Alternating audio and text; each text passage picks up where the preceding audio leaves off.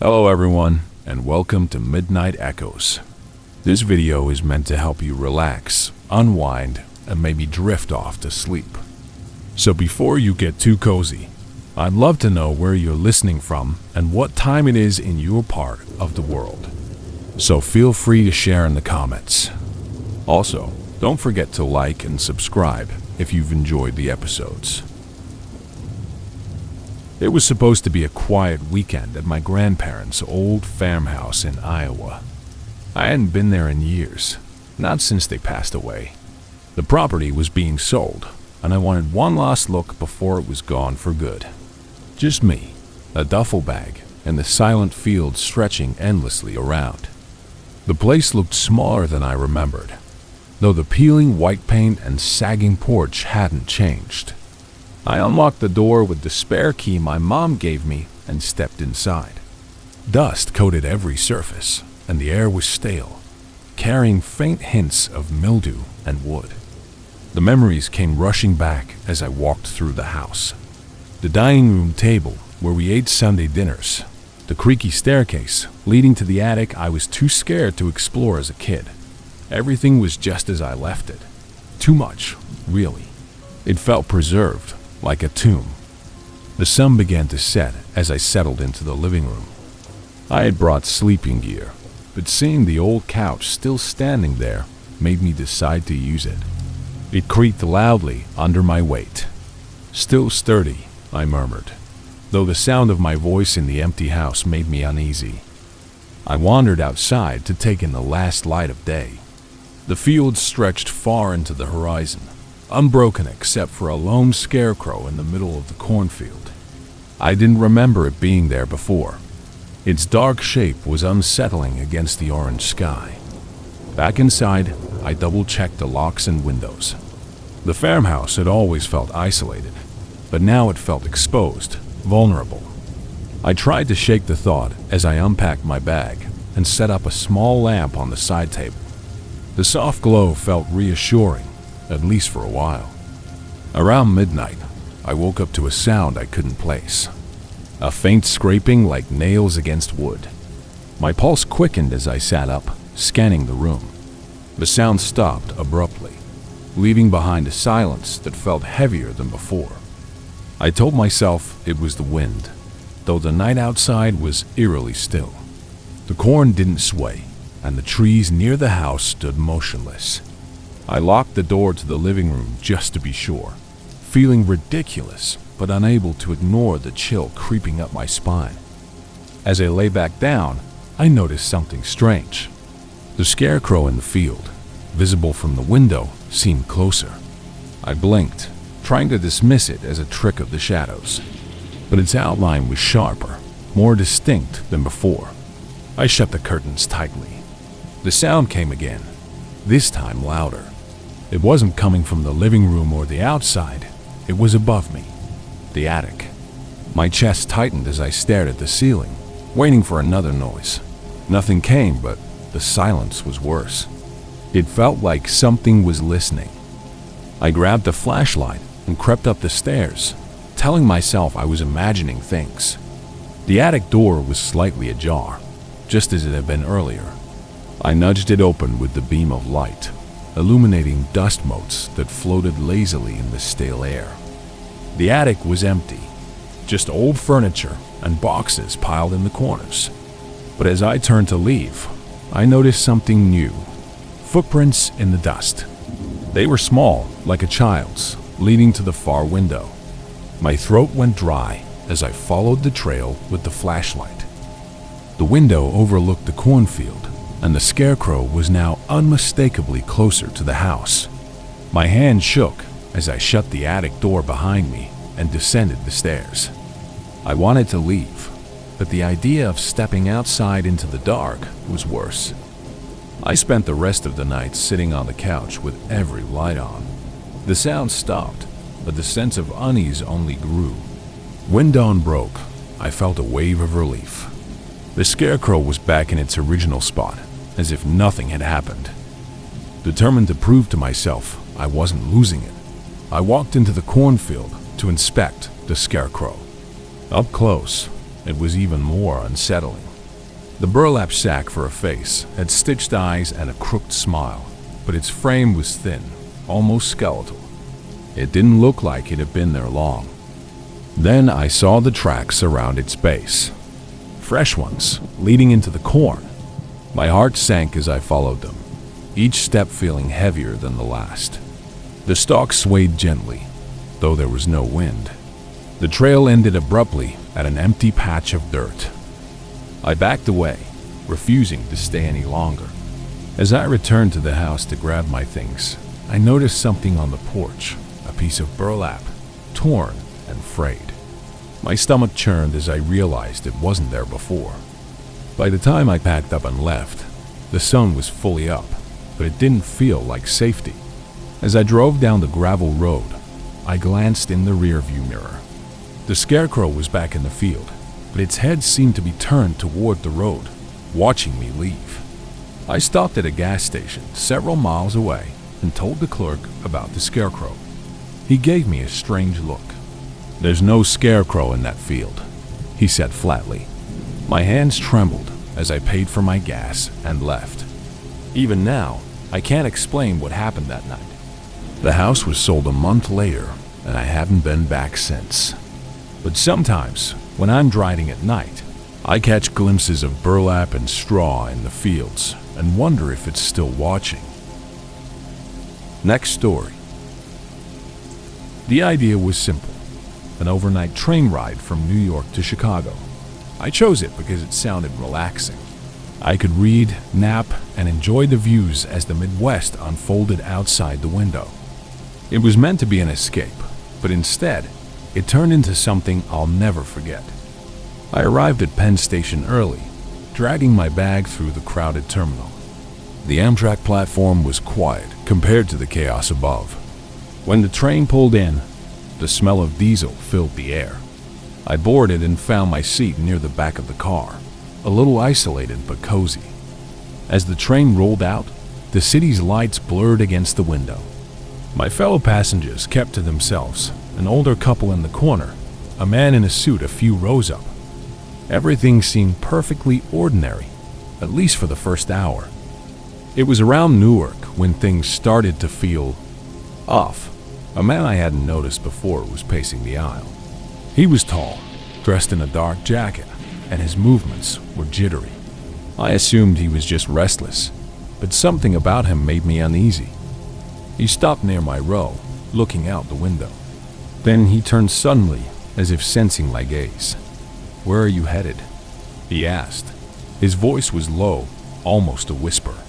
I forced a polite smile. "Chicago." He nodded but didn't move, standing there too long. After a moment, he walked away.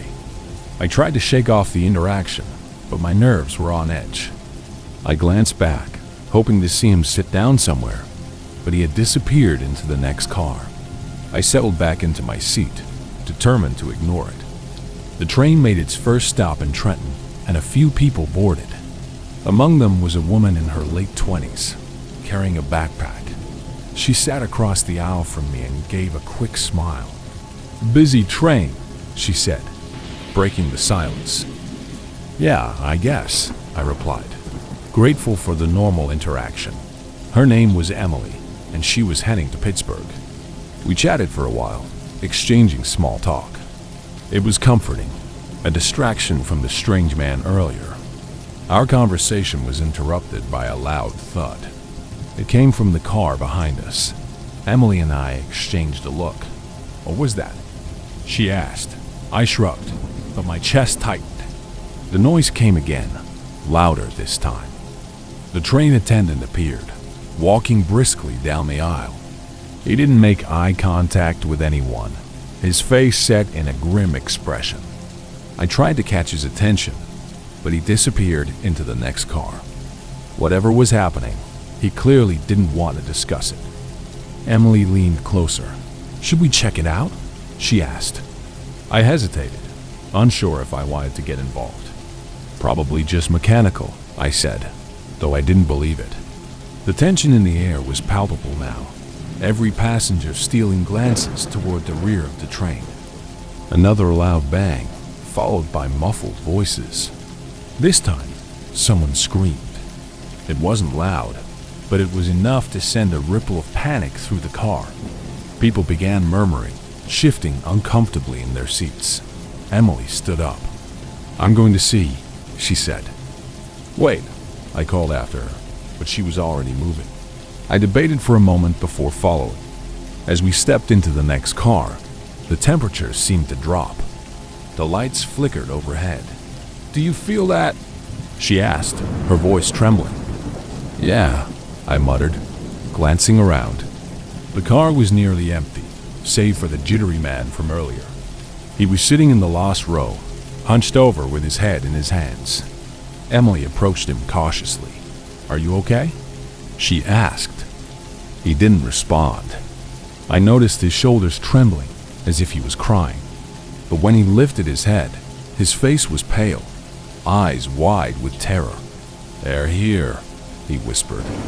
Emily stepped back, her face draining of color. "Who's here?" Before he could answer, the lights went out completely. The train screeched as it slowed to a stop, throwing us off balance. I grabbed onto a seat to steady myself. "What's going on?" I yelled, my voice echoing in the dark. A faint glow came from the emergency lights, casting eerie shadows.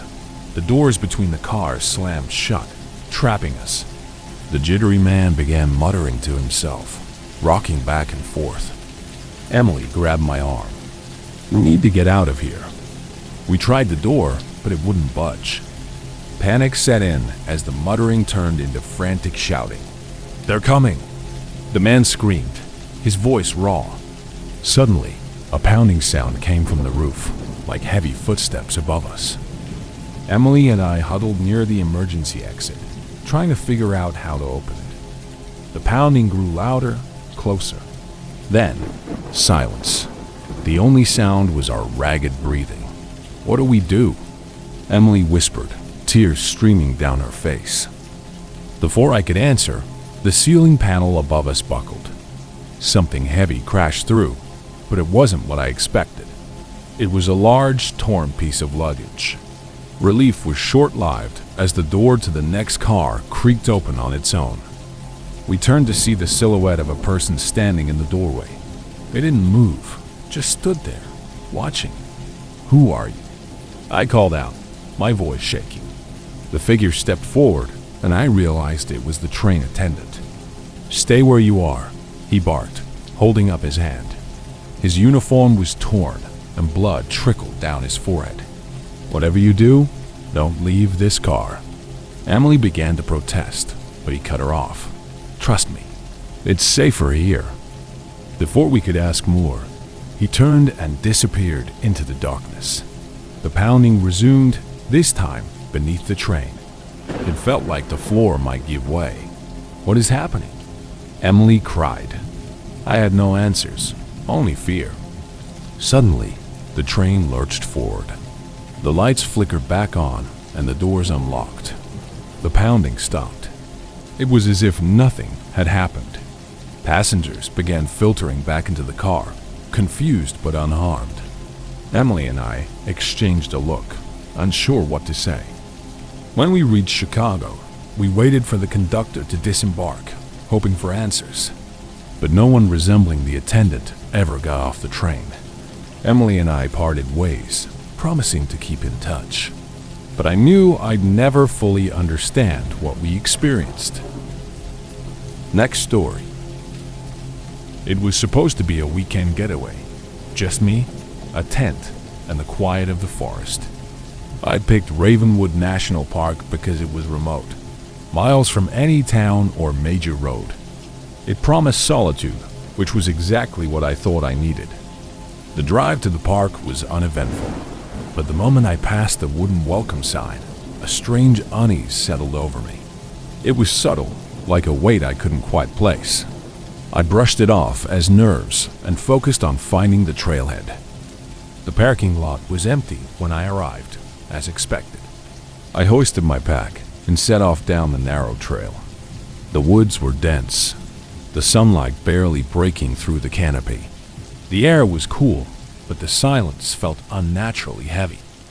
About 3 miles in, I found the perfect spot to set up camp, a small clearing with a fire pit left by previous hikers. As I pitched my tent, I noticed a faint, almost imperceptible sound. It was rhythmic, like footsteps, but far off. I froze, straining to hear, but the sound stopped. Probably an animal, I told myself. The woods were full of life, after all. Still, I couldn't shake the feeling that I wasn't entirely alone. I kept glancing over my shoulder as I finished setting up. As night fell, the forest seemed to close in around me. The fire crackled weakly, casting flickering shadows against the trees. I tried to enjoy the solitude, but the quiet felt oppressive. Every rustle of leaves made my pulse quicken. I crawled into my tent, leaving the fire smoldering outside. Sleep didn't come easily. My mind replayed the faint footsteps I'd heard earlier. I told myself it was nothing, but every time I started to drift off, a new sound jolted me awake. Around midnight, I heard it again, the steady, deliberate crunch of footsteps on dry leaves. They were closer this time, circling the clearing. My breath caught in my throat as I listened. Whoever it was didn't seem in a hurry to leave. I unzipped the tent just enough to peek outside. The fire had died, and the clearing was pitch black. I couldn't see anything, but the sound of movement was unmistakable. My hand tightened around the camping knife I'd brought, more for meals than defense. "Hello?" I called out, trying to keep my voice steady. The footsteps stopped abruptly.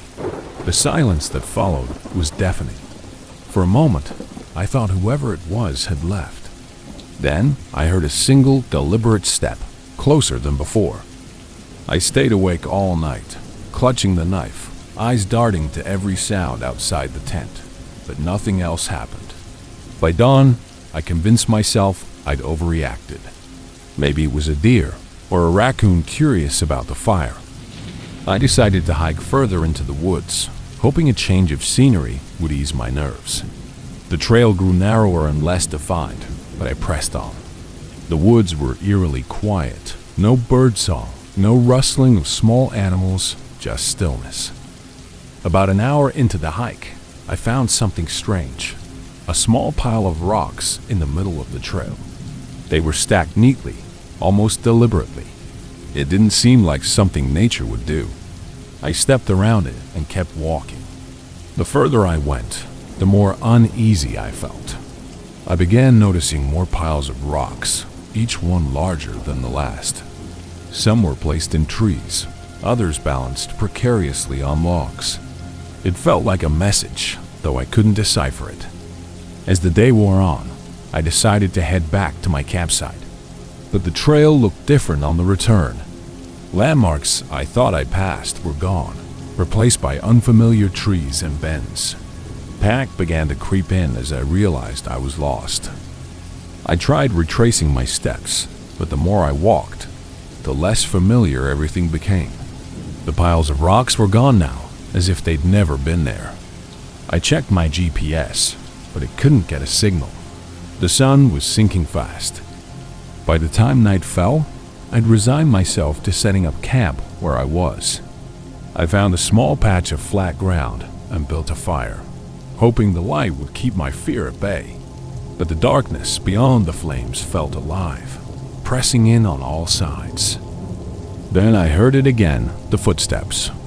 They were slow, deliberate, and circling me just beyond the reach of the firelight. "Who's there?" I shouted, my voice breaking. There was no response, just the sound of movement, closing in. I grabbed a burning branch from the fire and swung it into the darkness. The flames illuminated the trees, but revealed nothing else. The footsteps stopped, replaced by a low, guttural sound I couldn't identify. It sent chills down my spine. I didn't sleep that night. By morning, the fire had burned out, and I was shivering from the cold. My legs ached, but I forced myself to keep moving. I didn't care which direction I went anymore. I just wanted out of the woods. Hours later, I stumbled onto the trailhead. Relief flooded me as I saw my car in the distance, but as I approached, I froze. There was a pile of rocks on the hood, neatly stacked, just like the ones in the woods. I didn't waste time inspecting it. I brushed the rocks aside, threw my gear into the back seat, and drove as fast as I could out of the park. My hands were shaking, but I didn't look back, afraid of what I might see. Back home, I tried to convince myself it was all in my head, a combination of exhaustion and an overactive imagination. But the feeling of being watched didn't go away. Every shadow seemed to hold something just out of sight. Weeks later, I found a pile of rocks outside my apartment door.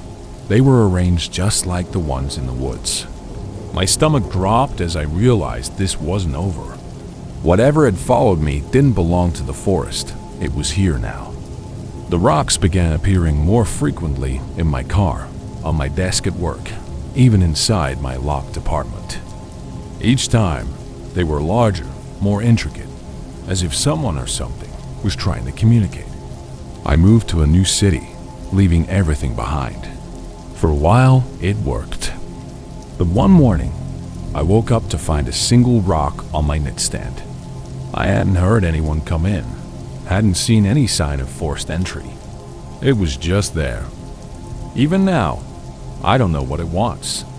I've tried ignoring it, tried destroying the rocks, but they keep coming back. I've stopped telling people. They think I'm crazy. Maybe I am. But I know the truth. I'll never be alone again. Next story. It started with an email. The subject line read, "This is just the beginning." I thought it was spam, some phishing scam trying to bait me.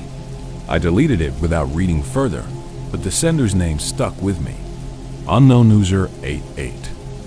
The next day, I got another email. Same sender, same subject line. This time, there was no text, just a single attachment. Against my better judgment, I opened it. It was a photo of me at my desk, taken from an angle I couldn't place.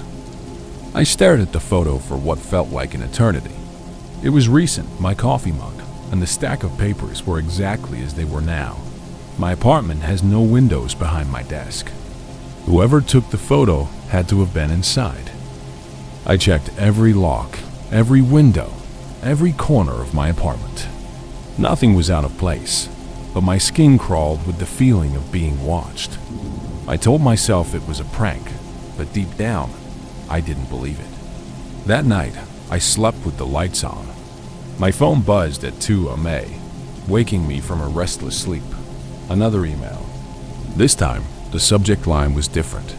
"You're not safe." The attachment was a photo of me sleeping. I didn't stay in bed. I grabbed a knife from the kitchen and checked every room again. Still nothing. I called the police, but without a clear sign of a break-in. They said there was nothing they could do. "Change your passwords," the officer suggested. I spent the next day updating my accounts, installing antivirus software, and even putting tape over my webcam. But the unease didn't go away. Every time my phone buzzed, my heart jumped. Every time I looked at my screen, I half expected another email. Days passed with no new messages. I began to relax, convincing myself it was some elaborate hoax. But then I noticed something strange. My internet connection slowed to a crawl. My cursor moved on its own, opening files I didn't recognize. I yanked the power cord from my computer, but the damage was done. My phone buzzed seconds later. This time, the email had no subject line. Inside was a list of every file on my computer, every photo, every private document. "You can't hide," the email read. I felt my chest tighten. Whoever this was had total access to my life. I unplugged my router, thinking that would stop them, but my phone buzzed again. "Nice try," the next email said. I decided to leave the apartment, hoping the fresh air would clear my head. At the coffee shop down the street, I opened my laptop. The emails were still there, waiting. I deleted them all and blocked the sender, but it felt like a futile gesture.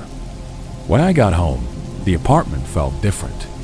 It was subtle, but something was off. My books were slightly out of order. My chair was angled differently. Someone had been here. My phone buzzed with another email. "Do you like my changes?" I packed a bag and drove to a motel on the edge of town. The thought of staying in my apartment was unbearable. But even there, the emails followed. "Running won't help," the latest one said. Attached was a photo of my car in the motel parking lot. The motel manager claimed no one had been on the lot except me. "It's probably a coincidence," he said, but his words did little to reassure me. I stayed awake all night, gripping a baseball bat I'd bought at a gas station.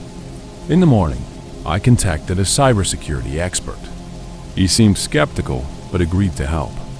When I explained the situation, he asked for my laptop. As he worked, I noticed his expression shift from amusement to alarm. "This isn't just a hacker," he said. "They're using sophisticated tools, stuff I've only seen in corporate espionage." I asked him if he could stop it. He shook his head. "They're not just in your system. They're everywhere." I wanted to disconnect from everything, no phone, no internet, no devices. But even as I considered it, my phone buzzed. The email was different this time, a video. It showed me sitting across from the cybersecurity expert moments ago. "How did they get this?" I asked, my voice trembling. The expert didn't have an answer. He advised me to go to the authorities, but as I drove to the police station, my phone buzzed again. "They won't help you." At the station, the officer on duty listened patiently, but seemed doubtful. "Without solid evidence of a crime, our hands are tied," he said. I showed him the emails, but they didn't have the same impact on him as they did on me. I felt helpless as I left the station. Back in my car, another email came through. "You're making this too easy," it read. I threw my phone into the passenger seat and drove aimlessly, desperate to escape the invisible grip of whoever was doing this. Eventually, I ended up at my parents' house. It was the only place I felt safe. I explained everything to them, and they insisted I stay for a while. For the first time in weeks, I slept soundly, convinced the nightmare was over. The peace lasted 2 days. On the third morning, my mom handed me a letter that had come in the mail. It had no return address. Inside was a single piece of paper with one line: "You're getting warmer." I left immediately, not wanting to put my parents at risk. Driving aimlessly again, I realized there was no escaping this. Whoever it was didn't just want to scare me, they wanted control. And they had it. My last stop was a cabin in the woods, far from any town or signal. No internet, no electricity, just isolation. For a week, nothing happened. No emails, no strange noises, no signs of intrusion. I began to hope. On the 8th day, I found a package outside the cabin door. Inside was my laptop. I hadn't packed it when I left. A sticky note on the screen read, "Welcome back." The screen turned on without me touching it. The emails began again, flooding in faster than I could delete them. They all said the same thing: "You're mine." My heart pounded as the screen went black, replaced by a single line of text: "You can't run. You can't hide." I threw the laptop into the fire, watching it burn until it was nothing but ash. For a moment, I felt free. But then, my phone buzzed. A new email had arrived. This time, it simply said, "Nice try." Next story. When I moved into the quiet cul-de-sac of Maybury Lane, it felt like a dream. The neighbors waved as I unpacked the moving truck. The lawns were perfectly trimmed, and kids rode their bikes down the street. It was suburban serenity, exactly what I'd been looking for. My house, a modest 2-story with a red door, sat nestled between identical homes. I spent the first week settling in, enjoying the silence that came with the absence of city noise. But something about the quiet began to feel unnatural, too perfect. On the third night, I noticed the streetlights outside flickering. It wasn't unusual for old bulbs to fail, but it happened in a pattern. On, off, then 2 short flashes, repeating every few seconds. It gave the street an eerie, pulsing glow. I mentioned it to my neighbor, Mr. Elwood, a retiree with a penchant for gardening. He just chuckled. "It's been like that for years," he said, waving me off. "Don't think too much about it." His response left me uneasy. The following night, I was woken by a strange sound scraping, like metal dragging against pavement. I peeked out the window but saw nothing unusual. The street was empty, save for the faint flicker of the streetlights. I told myself it was nothing. But the scraping sound came back the next night. This time, I ventured outside to investigate. The air was still, the houses dark. I followed the sound down the street, my breath visible in the chilly air. It seemed to stop as I neared the corner. There, I found a single grocery cart, tipped on its side, its wheels spinning slowly. It didn't belong to anyone on the street. Mayberry Lane wasn't near any stores. I righted it and pushed it onto the sidewalk, uneasy but unsure why. The next morning, I found the cart in my front yard. It had been dragged back, leaving faint grooves in the pavement. My stomach twisted as I stared at it. Someone had moved it deliberately, but why? None of my neighbors mentioned seeing anything. That evening, I decided to install cameras around my property. As I worked, Mrs. Whitaker from across the street watched me with a strange expression. "You won't need those here," she said with a tight smile. "Mayberry Lane is perfectly safe." The cameras gave me a sense of control. I set them to alert me to any movement during the night. Sure enough, around 3 am, my phone buzzed. Motion detected. I opened the feed and froze. The grocery cart was back, sitting at the foot of my driveway. I reviewed the footage, expecting to see a prankster or neighbor, but there was nothing. One moment the driveway was empty, and the next, the cart was there. No movement, no explanation. It simply appeared. I didn't sleep after that. The next day, I asked around the neighborhood.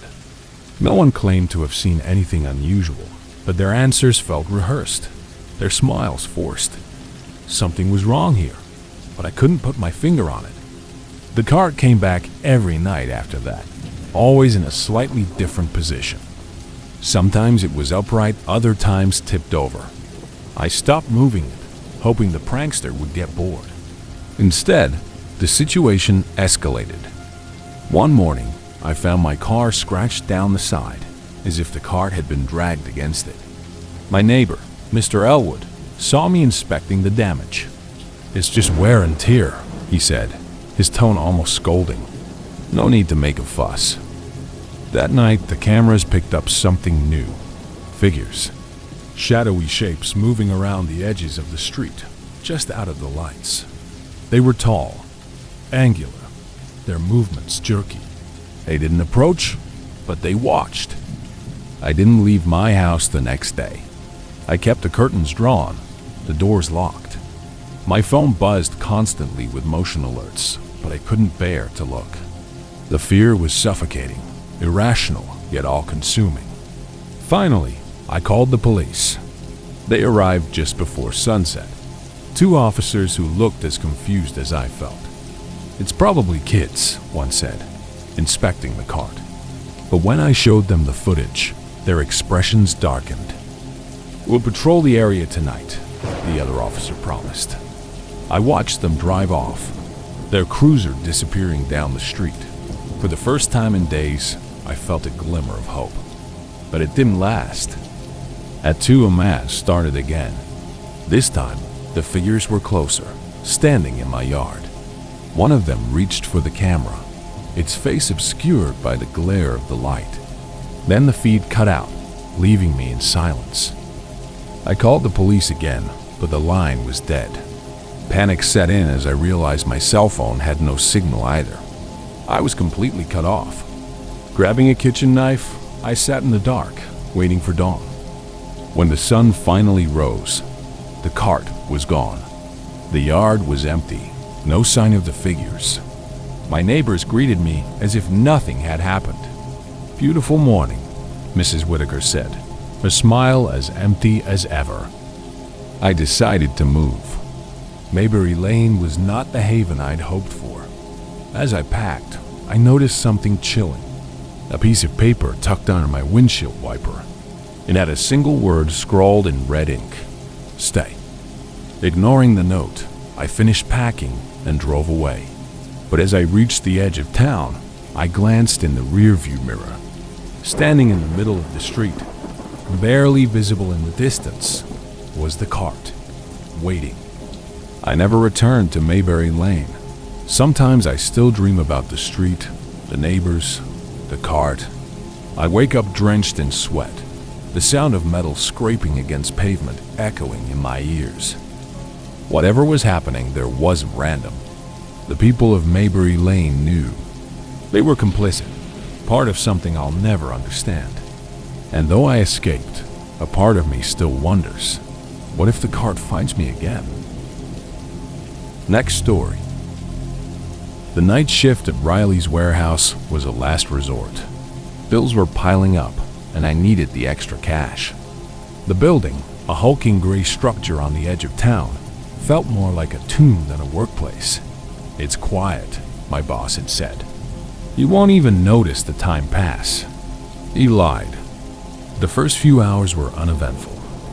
I checked inventory, filed reports, and walked the aisles of towering shelves stacked with forgotten goods.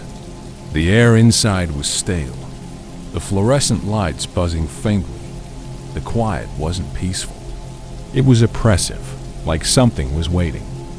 At midnight, I took my break in the small break room at the back of the warehouse. The coffee tasted burnt, but it was better than nothing.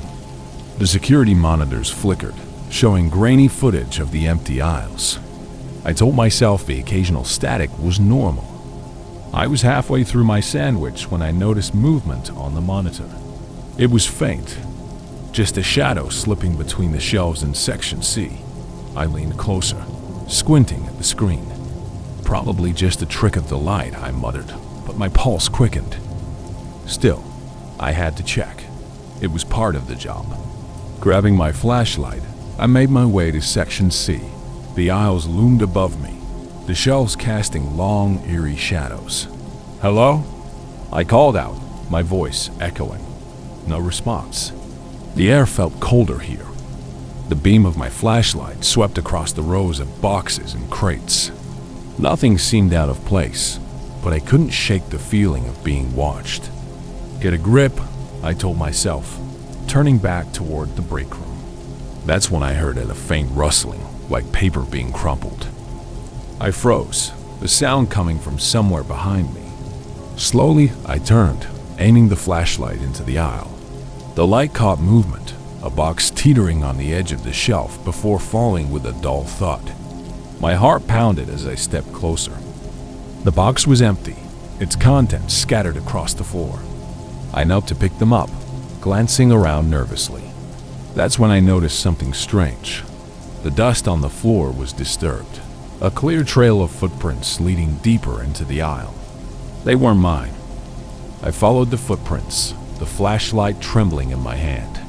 They led to the end of the aisle, where the shadows were darkest.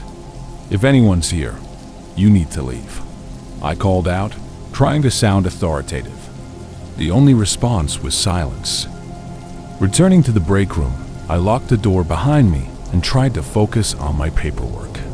The security monitors flickered again, and this time, I saw it clearly, a figure moving between the shelves, just out of the camera's range. I grabbed the phone to call my boss, but the line was dead. "Of course it is," I muttered, slamming the receiver down. The figure appeared again on the monitor, closer this time. My hand shook as I reached for the flashlight. I forced myself to go back out. My footsteps echoed as I walked down the aisles, each step heavier than the last. The silence felt alive, pressing against my ears. Then, ahead of me, a faint sound, the soft creak of a shelf shifting under weight. The flashlight beam cut through the darkness, landing on a figure crouched at the end of the aisle.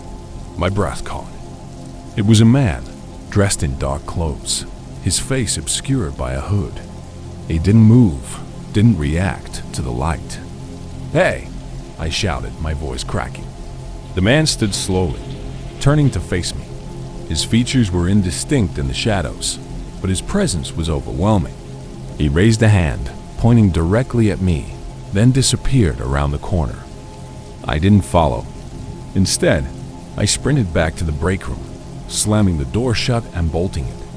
My chest heaved as I stared at the monitors. The man was gone, but the sense of dread lingered. I knew I couldn't stay there. Gathering my things, I headed for the exit. The warehouse seemed darker, the shadows thicker. Every creak and groan of the building felt magnified. I reached the main doors and fumbled with the keys, my fingers clumsy with fear. Just as I unlocked the door, I heard it a low whisper, too faint to make out the words. I spun around, the flashlight darting across the room. It landed on the man, standing in the middle of the aisle, completely still. I didn't wait to see what he would do. I threw the door open and ran to my car, the gravel crunching under my feet. My hands trembled as I started the engine, glancing back at the warehouse. The man was at the door, watching me. I drove straight to the police station. They listened to my story, but I could tell they didn't believe me. "We'll check it out," the officer said, his tone dismissive. I sat in the lobby, waiting for them to return. When they did, they said the warehouse was empty. "No signs of forced entry," the officer said. "Probably just your imagination." But I knew what I'd seen. The man wasn't just a figment of my mind. I quit the next day, refusing to step foot in that place again. Weeks later, I heard on the news that a body had been found in the warehouse, hidden behind one of the shelves. They didn't release any details, but I didn't need them. I still think about that night. Who was the man? And was he the one who left the footprints, or was he just another victim of whatever lurks in that warehouse? I don't have answers, but I've stopped searching for them. Next story. The hike wasn't my idea. "It'll be fun," Mark had said, slapping the back of his old Jeep as we loaded our gear. No cell service, no distractions. Just the two of us and the wild. I agreed reluctantly, mostly to escape the monotony of city life. I didn't realize how much I'd regretted.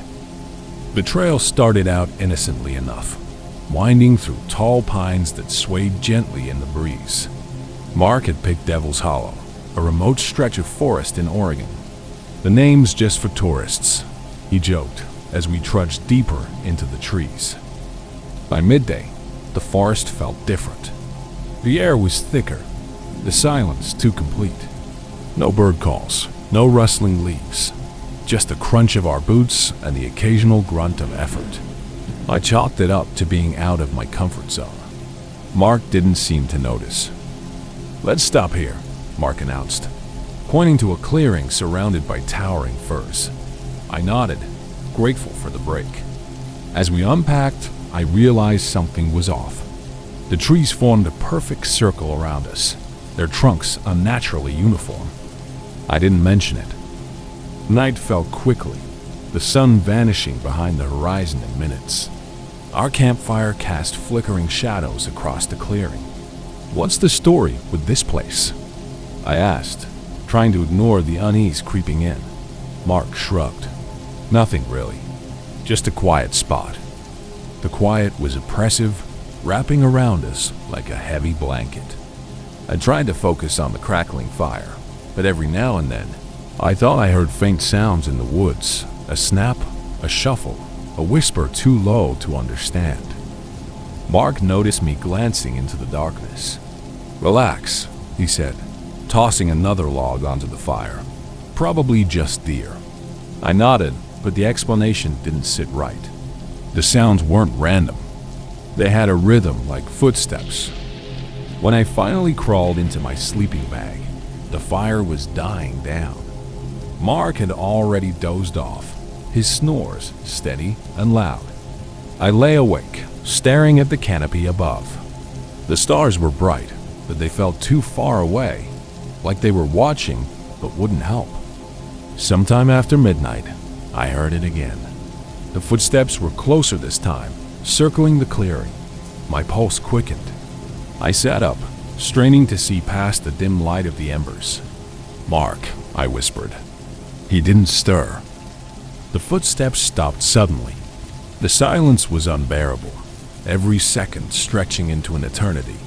Then, just beyond the edge of the clearing, I saw in a faint glint, like eyes reflecting the firelight. I froze, unsure if I was imagining it. I shook Mark, awake. "There's something out there," I hissed. He groaned, rubbing his eyes. "You're imagining things," he muttered, but his tone lacked conviction. I could see the tension in his shoulders as he scanned the tree line. Mark grabbed his flashlight and shone it into the woods. The beam cut through the darkness, but there was nothing there, no eyes, no movement. "See?" he said, though he didn't sound convinced. "Go back to sleep." He lay back down, but I couldn't. I stayed up, listening. Hours passed and I began to think maybe he was right. Maybe it was just my imagination. But just as dawn approached, I heard it again, soft, deliberate steps moving away from the camp. In the morning, Mark acted like nothing had happened. "Let's push on," he said, already packing his gear. I hesitated, glancing at the trees. They seemed closer somehow, the clearing smaller. I shook off the thought and followed him. As we hiked, the forest grew denser. The trail was barely visible, and the trees pressed in from all sides. "Are you sure we're going the right way?" I asked. Mark nodded, but his confidence seemed forced. The GPS on his phone was useless out here. By afternoon, the trail had vanished entirely. We stood in a thicket, surrounded by trees that all looked the same. "Let's take a break," Mark said, though I could see the unease in his eyes. Neither of us wanted to admit we were lost. While Mark fiddled with his map, I wandered a few steps away. That's when I saw it, a tree with a strange symbol carved into its bark. It was a simple spiral, but it felt wrong, like it didn't belong here. I called Mark over.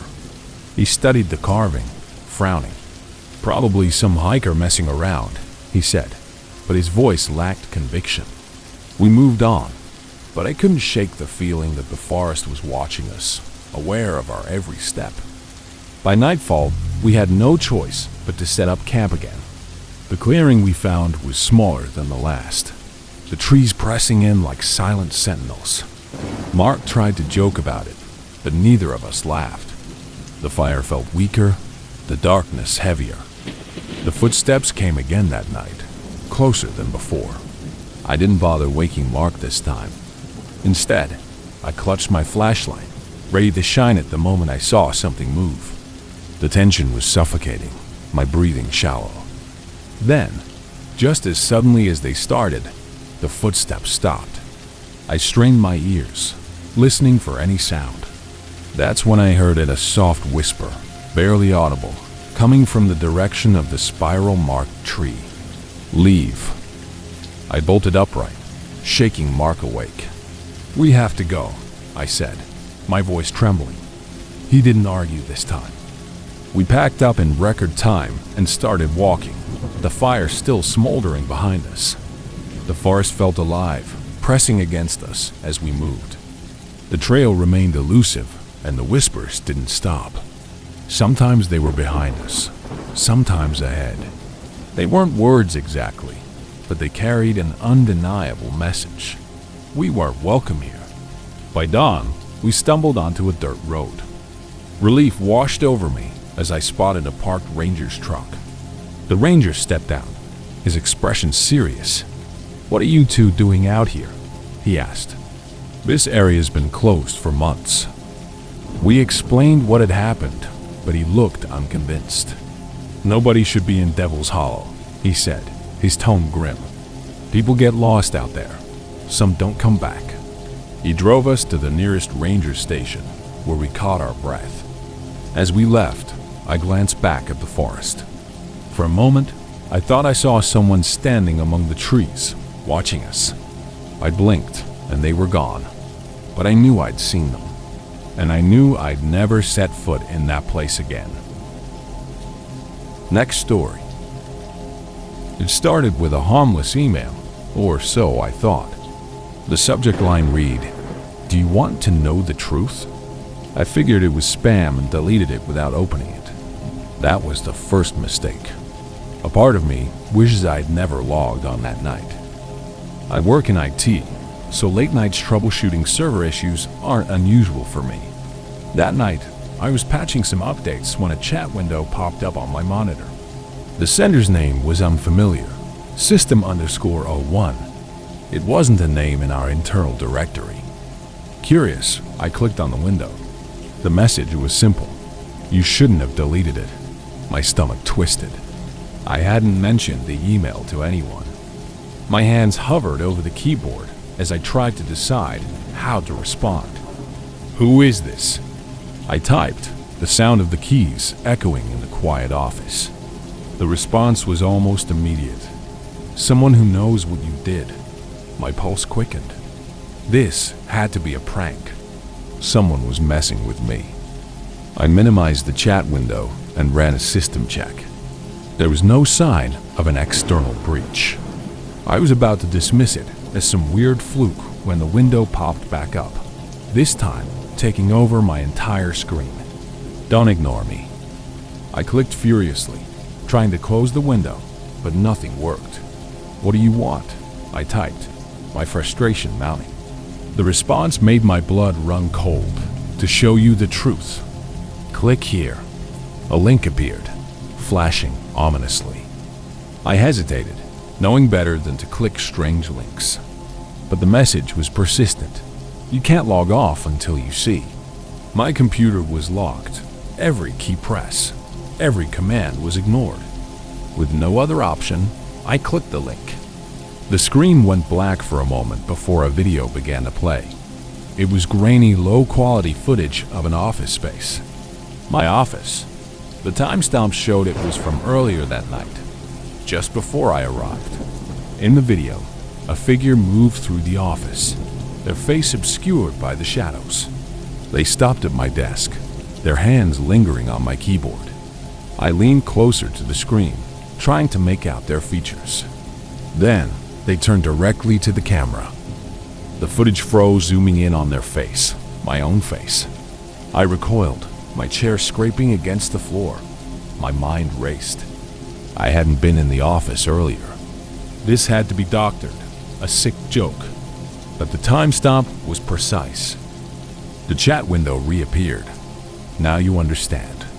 I stared at the words, a chill creeping up my spine. "This isn't real," I typed, hoping for some kind of explanation. The reply was instant. "It is. You just haven't realized it yet."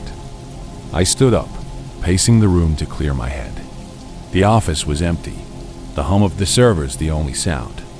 I returned to my desk, determined to shut everything down and leave. But my computer wouldn't let me log out. A new video started playing. This time, it was live footage of the building's parking lot. My car was parked there, but I wasn't alone.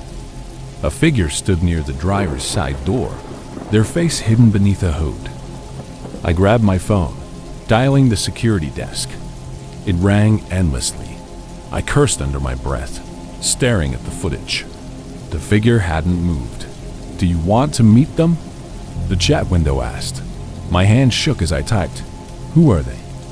"Your shadow," came the reply. The screen flashed, showing a distorted image of me standing at my car. The figure turned toward the camera, and for a split second, I saw their face. It was mine, but wrong-twisted, distorted, almost unrecognizable. I slammed my laptop shut and bolted out of the office. The hallway was dimly lit, the emergency lights casting eerie shadows. I hit the elevator button repeatedly, praying for it to arrive quickly. Behind me, I thought I heard faint footsteps. The elevator doors opened, and I stepped inside, frantically pressing the ground floor button. As the doors began to close, I saw movement at the end of the hallway. A figure stood there, watching. The doors shut before I could make out their face. I reached the lobby and ran to the parking lot. My car was exactly where I'd left it, but the hooded figure was gone. My keys fumbled in my hands as I unlocked the door and climbed in, locking it behind me. As I drove away, I kept checking the rearview mirror, half expecting to see someone following me. The streets were empty, but the uneasy feeling wouldn't leave. I turned on the radio, hoping to calm my nerves, but static filled the speakers. A voice emerged from the static. "You can't run from yourself," it said, distorted but unmistakably mine. I slammed the radio off, my heart pounding. The words echoed in my head as I sped toward home. When I reached my apartment, I locked every door and window. I sat in the dark, staring at my laptop, too afraid to turn it on. My phone buzzed. A new email had arrived. The subject line, "The truth can't be deleted." I didn't open it. I powered off my phone and sat in silence, my mind racing. Sleep was impossible. Every creak of the apartment felt amplified. Every shadow in the corner seemed to move. By morning, I was a wreck. I called out of work, claiming I was sick. I spent the day researching digital pranks and cybercrimes, hoping to find some logical explanation, but nothing matched what I'd experienced. The videos, the chat, it wasn't normal. Days turned into weeks, and the emails kept coming. I stopped opening them, but they never stopped arriving. Each subject line was more ominous than the last. "Who are you really? Do you remember? The truth waits." Eventually, I moved, changed jobs, even ditched my old laptop. But sometimes, late at night, I still feel like I'm being watched. My reflection in the window stares back too intently, as if it knows something I don't. And occasionally, when I check my inbox, there's a message waiting with no sender, no subject line, just a single word in the body: soon. Next story. It was supposed to be a routine late shift. I worked security at a 24-hour office building in downtown Chicago. The job was usually quiet after midnight, just me and the endless hum of fluorescent lights. That Friday started no differently, or so I thought. The building had 8 floors, but only the first 3 were occupied at night. Most of my time was spent in the lobby, monitoring the security cameras. Tonight, the footage seemed ordinary empty hallways, silent cubicles, the occasional car passing outside. Around 1 a.m., I decided to do my usual patrol. I grabbed my flashlight and walked through the lobby, my footsteps echoing in the empty space. The stillness of the building at night always had a way of making me feel uneasy. The stairwell was my least favorite part of the patrol. The concrete walls amplified every sound, including my own breathing. As I climbed to the 3rd floor, I heard a faint noise above me, a metallic clink, like a loose pipe swinging. I froze, listening. I shone my flashlight up the stairwell, but nothing was there. Probably just the building settling, I told myself. Still, I quickened my pace, eager to finish the patrol. By the time I returned to the lobby, my palms were damp with sweat. Back at my desk, I reviewed the camera footage again. That's when I noticed it. On the feed from the 5th floor, a chair had moved. It had been pushed away from a desk, just slightly, but enough that I knew it hadn't been like that earlier. No one was supposed to be on the 5th floor. It was undergoing renovations. I radioed upstairs, knowing I'd get no response, and grabbed my flashlight again. I debated calling my supervisor, but decided against it. I needed to check it out myself first.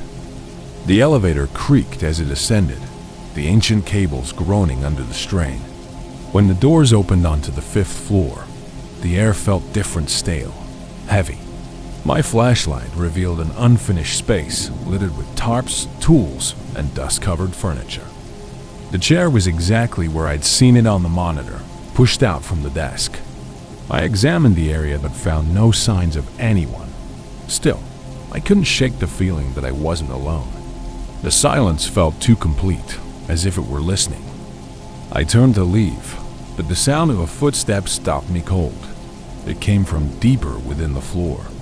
I froze, my flashlight trembling slightly in my hand. "Hello?"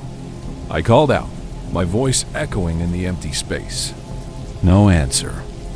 Against my better judgment, I moved toward the sound. The hallway ahead was dark, the light from my flashlight barely cutting through the shadows. Another noise, a faint rustling, like fabric brushing against a wall, came from around the corner. I turned the corner and stopped. A ladder leaned against the far wall, leading to an open ceiling panel. The panel swung slightly, as if someone had just climbed through. My heart pounded. I shone my flashlight upward, but the space above was pitch black.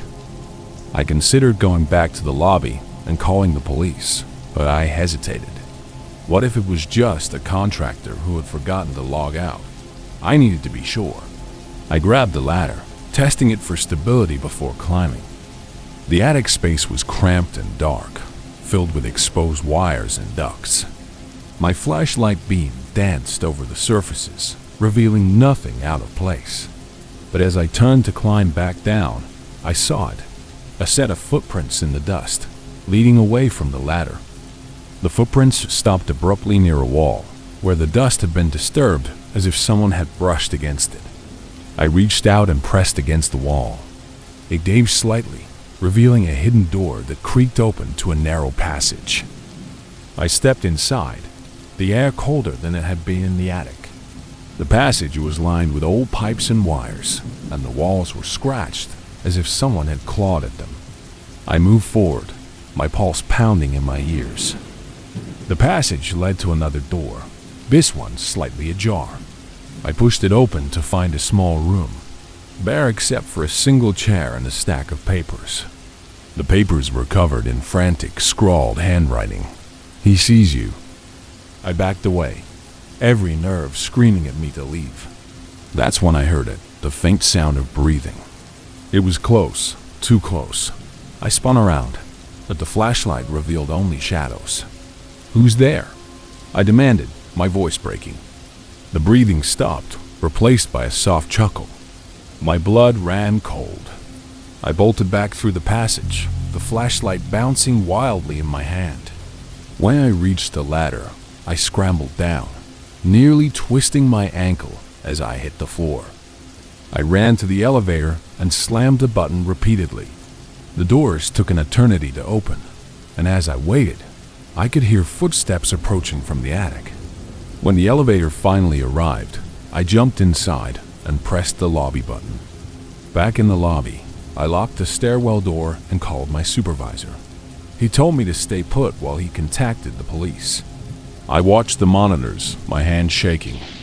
The cameras showed nothing unusual, but I knew better. When the police arrived, they searched the 5th floor and the attic, but found no one. They assured me the building was secure, but I could see the doubt in their eyes. "Call us if anything else happens," one officer said as they left. I finished the shift somehow, though I jumped at every sound. When morning came, I handed in my resignation. I couldn't stay there another night, knowing what or who might be lurking in the shadows. A few weeks later, I heard about another guard taking my place. He lasted less than a week. According to the news, he disappeared during his shift, leaving only a trail of muddy footprints leading to the attic. I don't know what I encountered that night, and I don't want to. All I know is that something was up there, something watching, waiting. And whatever it was, it's still there, in the shadows, waiting for its next visitor. Next story. It started as a spontaneous plan. My friends and I were bored, and someone brought up the old Harrow Steel Factory. It had been abandoned for years, a decaying relic just outside of town. The stories about it varied: fires, accidents, even murders. It was the perfect place to kill a Saturday night. 4 of us piled into my car. Jake, the loud one. Molly, who was always game for a thrill. Sarah, quieter but never one to back down. And me, the reluctant driver. By the time we reached the factory, the sun was setting, casting long shadows over the chain-link fence. The fence was torn in places, so it wasn't hard to slip through. Inside, the factory was a maze of rusted beams, shattered windows, and graffiti-covered walls. The air smelled of mildew and the iron. Creepy enough for you? Jake asked, his voice echoing unnervingly. We wandered through the first few rooms, our flashlights slicing through the thick darkness. The floors were covered in debris-broken tools, shards of glass, and scraps of metal. Molly picked up a rusted wrench, laughing. "I'll protect us," she said, waving it around. It didn't take long for the mood to shift. The deeper we went, the more oppressive the atmosphere became. The air grew colder, and the silence pressed against us like a weight. Even Jake stopped making jokes. "This place gives me the creeps," Sarah muttered. We found what looked like an old break room. A few chairs were overturned, and a rotting couch sagged in the corner. A faded calendar on the wall still read June 1987. Molly shone her flashlight at it. "It's like a time capsule," she said. Jake opened a drawer in a rusted filing cabinet. "Hey, check this out," he called, pulling out a stack of papers. They were employee records, brittle and yellowed. "This guy worked here for 30 years, he said, showing us a photo of a man with a grizzled beard and tired eyes. We moved on, stepping carefully through a hallway lined with broken machinery. The floor groaned under our weight. Somewhere in the distance, a metallic clang echoed. "Probably just the wind," Molly said, but her voice wavered. We came to a stairwell leading to the upper level. "Let's check it out," Jake said, already climbing. I hesitated, looking back down the hallway. I thought I saw movement in the shadows, but when I looked again, it was gone. "You coming?" Sarah asked. The upper level was worse. The floor was riddled with holes, and the walls seemed to close in the further we walked. We found a room filled with dusty lockers. Most were empty, but one was slightly ajar. Molly reached out to open it. "Wait," I said, but she ignored me. The locker creaked open to reveal a bundle of cloth. Molly unwrapped it, revealing a hard hat with a name written on the side. B. Harrow. Wasn't that the guy who owned this place? Jake asked. None of us answered. The air felt heavier, like we weren't supposed to be there. Sarah found a journal wedged in another locker. Its pages were water-stained, but some entries were legible. They talked about long shifts, dangerous conditions, and a growing sense of dread among the workers. The last entry simply read, "He's watching us." What does that mean? Molly asked, her voice barely above a whisper. Jake shrugged, but his usual bravado was gone. "Let's keep moving," I said, wanting to leave the room. The idea of being watched suddenly felt very real. We reached the end of the hallway, where a set of double doors led to the factory floor.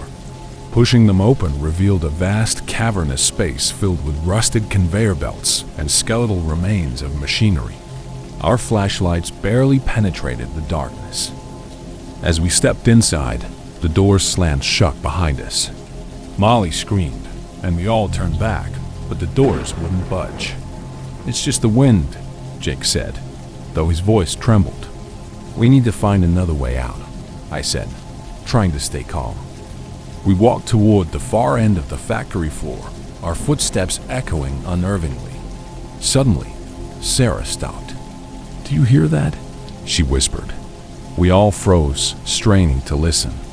A faint scraping sound came from somewhere above us. I shone my flashlight toward the ceiling, but the beam couldn't reach. The sound grew louder, like something heavy being dragged. Molly gripped my arm. "What is that?" she asked, her voice shaking. I didn't have an answer. We picked up the pace, heading toward a set of stairs that led down. As we descended, the air grew colder. At the bottom, we found ourselves in a basement filled with rusted barrels and piles of debris. The scraping sound had stopped. Jake found a door partially hidden behind a stack of crates. It was locked, but the wood was rotted. He kicked it open, revealing a smaller room lined with shelves. On one of the shelves sat a single lantern, its glass cracked but intact. Molly lit the lantern, and its glow revealed more details of the room. In the corner, a chair sat facing the wall. Chains were bolted to the floor beside it. What the hell happened here? Sarah asked, her voice trembling. Before anyone could answer, we heard the scraping sound again. This time, it was coming from the hallway outside. "We need to go," I said, my voice firm. But as we turned to leave, the lantern flickered and went out. In the darkness, I heard Molly gasp. "Something's here," she whispered. I fumbled for my flashlight and turned it on, but the beam only illuminated empty space. The scraping sound grew louder, closer. "Run," I said, and we bolted. We ran blindly through the basement, stumbling over debris. The sound followed us, relentless and unexplainable. Finally, we found a staircase leading back up. Jake shoved the door open, and we burst into the night air, gasping for breath. We didn't stop running until we reached the car. Once inside, I locked the doors and started the engine. No one spoke as we sped away, the factory shrinking into the distance. It felt like we had barely escaped. The silence in the car was suffocating. Finally, Jake broke it. "What the hell was that?" he asked, his voice cracking. No one had an answer. Molly clutched the hard hat she had taken, her knuckles white. "We shouldn't have gone there," she whispered. When we dropped Sarah off, she refused to look back at the car. "I don't want to talk about this," she said before slamming the door. I couldn't blame her. None of us wanted to acknowledge what had happened. That night, I couldn't sleep. The images of the factory and the sounds we heard replayed in my mind. I kept imagining that chair in the basement, the chains, and the journal's final words. "He's watching us." The next morning, Molly called. "The hard hat, it's gone," she said, her voice shaking. "What do you mean?" I asked. "I left it on my nightstand, and now it's not there," she said. I think it followed us." We agreed not to talk about it again, but I know none of us have forgotten. Even now, I feel like someone is watching. And sometimes, late at night, I hear that scraping sound, faint but unmistakable. I don't know what we disturbed in that factory, but one thing is certain. We were never supposed to be there. And now, I'm not sure we ever really left.